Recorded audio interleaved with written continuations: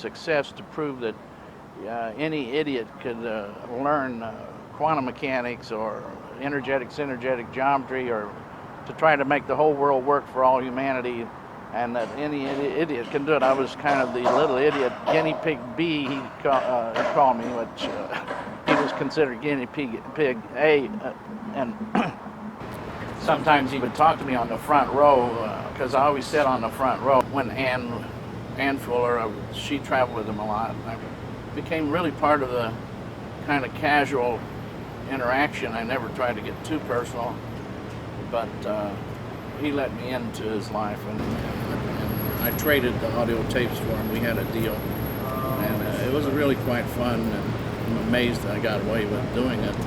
My copy of the tapes burnt to the ground. I had a studio which I attempted to make a band called the World Man Band, because at that time the best way to communicate with the most people was music, you know, with Jimi Hendrix time and that kind of stuff. And so I tried to make a band, but it didn't work. But the studio burnt to the ground, and all my tapes that I had, I actually burnt most of them. But I always gave a copy to the office, and Bucky used to say I had 500 hours of investment there. So, and I did a lot of work in the original World game in the basement to help draw the electric system for the World Electric System that he invented. I was really quite close when he was just finishing the 67 Expo Dome for the World's Fair. And I got to witness all that. It was quite amazing. That was before. Some of the books actually were taken from my audio tapes. Naomi Smith that transcribed them in his office. She was his original secretary. And it was just amazing. I got to be extremely personal with him, and go to his house sometimes, and traveled from Maine to San Francisco to New Orleans to Texas, and up to Michigan, and all the universities he taught to. I went to a great deal. Then when Jamie, his grandson, got big enough to travel with him, I got out of the way because I thought I was getting in the way of the family. But prior to that, I actually traveled a great deal with him, and learned a lot. You know, I figured he was the greatest educational system in the world, and to travel around with him was unbelievable. From that point of view, I got the dome from him, and it was a miracle to be living in his dome. But I ended up giving it to Bill Burke so that he would take care of it. I always wanted him to get it, so they're taking care of it now. I'd like to ask you, Michael, how old were you when you first heard of Buckminster Fuller, and how old were you when you first met him? Well, I met him at a poetry reading he just got back from Russia. It was about 1965, 66. And there was this hippie poet that was a friend of his from San Francisco, and I met him at that poetry reading. And him and Ann both. He introduced me to Ann. And let's see, I was about 22 or something like that, involved with the educational system itself. Kind of regurgitates on itself and doesn't let other people in, and I've always been pushed out of it because I don't have a degree. But Bucky never felt that way. He felt like anyone was as important as anybody else. It's really wonderful to actually start thinking about Bucky again, because it's just astounding when you really go deeply involved with energetic geometry. Everything goes the speed of light, no matter what it is. And people don't really think about that much, but the table, the chair, everything that goes around you is going the speed of light. And then you can imagine an electron going 186,000 miles a second can go through the Earth and back about 10 times in a second. That what happens around you when you're with Bucky and he thinks that way, and when you're with people that think that way, then you realize that anything can happen, because everything is so mysteriously out of your consciousness because everything's going to speed light. It's just you learn that that's normal when you're around Buckminster Fuller.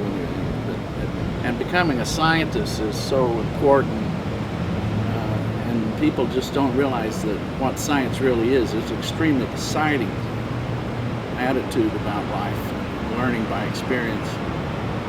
It's unbelievably more religious, actually, and it makes progress for humanity to change the environment to make it propitious for all humanity to be a success on Earth, which is really the main reason to be alive. And I've had friends die because they don't have very big dreams.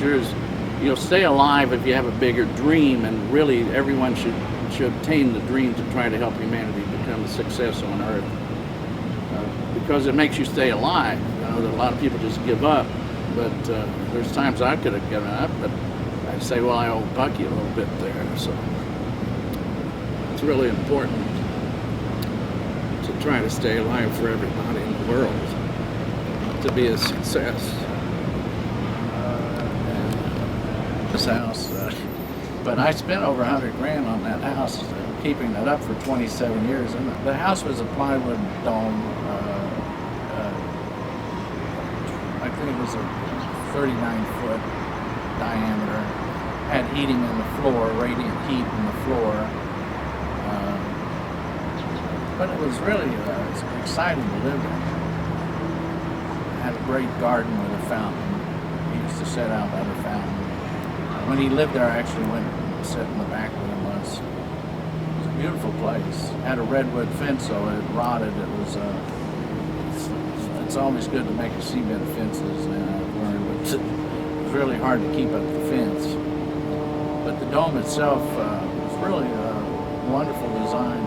And if you kept it, I took the skylights out because it tend to leak, so that would preserve it. I kept it up, but I'd rent it to people, and then students, and keep it up that way.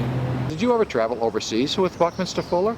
Well, I went around the world, and I went going west. It's best to go around the world west. Most people go east, but if you study the northwest spiral of what Bucky considers the history of the world, it's good when you go straight over to Tokyo and into India. You're starting at the oldest part of the world.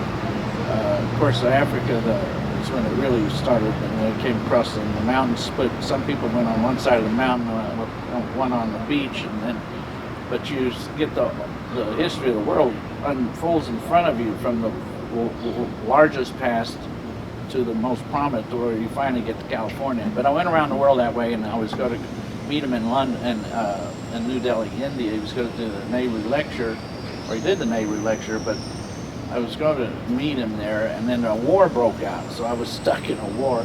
And he got out because he talked with Mrs. Gandhi, actually on the radio to the whole country. She asked him, he told me in England just a week later after that, Mrs. Gandhi asked him to come and sit with him and talk to her to keep Mrs. Gandhi's mind off the war before she went on the radio. And Bucky was going to build 3 airports for her in Madras and New Delhi and Bombay. And then she was assassinated, so he never did it. You know, it's amazing to be sitting in England talking to someone who had been sitting with the President of India. It changed your life. It changed my life. It changed the lives of literally thousands of people personally, and all of those people changed the lives of thousands of Well, that's a good subject people. because it's amazing how many people he did talk to personally, you know, in his life. It was like 2,000 or 3,000 people a week, you know, consistently.